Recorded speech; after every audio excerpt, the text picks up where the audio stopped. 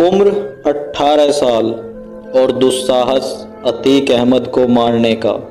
अरुण मौर्य की कहानी से हर कोई हैरान है।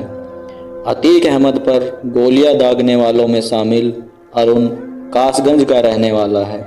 महज 18 साल के अरुण की इस हरकत पर उसके गांव वाले भी यकीन नहीं कर पा रहे हैं। वह कासगंज के अपने गांव में कम ही रहता था।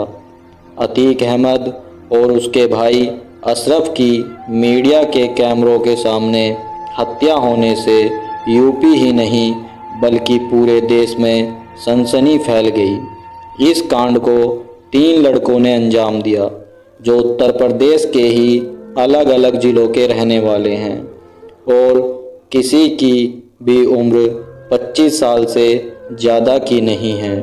यही नहीं, कासगंज का रहने वाला अरुण मौर्य तो महज 18 साल का ही है।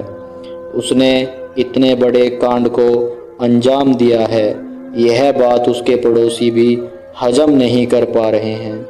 गांव के लोगों का कहना है कि अरुण मौर्य अक्सर चुप ही रहता था और लोगों से ज़्यादा बात नहीं करता था।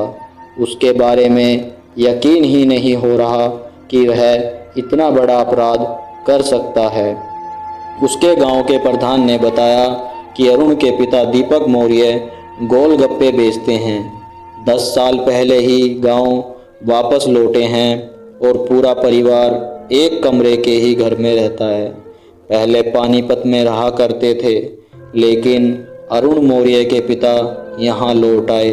अरुण के दादा अभी भी पानीपत में ही रहते हैं जहाँ अरुण भी रहता था। वह अपने माता पिता के पास कम ही रहता था। गांव के लोग कहते हैं कि अरुण मौर्य के पिता बेहद सरल स्वभाव के हैं। यहाँ तक कि गांव में किसी से उनकी कभी बहस तक नहीं हुई। ग्रामीणों ने बताया कि अरुण मौर्य 3 साल पहले गांव से चला गया था और अपने दादा के पास ही रहता था। कभी कभार ही गांव आता था। लोगों ने बताया कि 6 महीने पहले वह गांव आया था और 3 दिन रुकने के बाद चला गया था। उसके परिजनों को टीवी के माध्यम से ही पता चला कि लड़के ने इतने बड़े कांड को अंजाम दिया है। अरुण मौर्य की एक छोटी बहन है जो 14 साल की है और सबसे छोटा भाई 12 साल का ही है।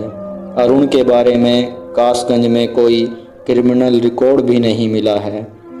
बेटे की हरकत के बारे में पता चलने के बाद अरुण के माता पिता अपने दोनों छोटे बच्चों के साथ कहीं चले गए हैं।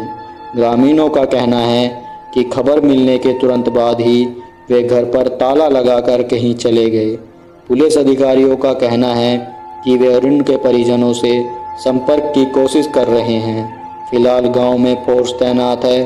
गांव वालों ने बताया कि अरुण का कोई दोस्त नहीं है और वह माँ बाप के पास भी कम ही रुकता था। गांव के एक शख्स ने कहा कि 6 महीने पहले जब वह आया था तो उसके हाथ में फ्रैक्चर था।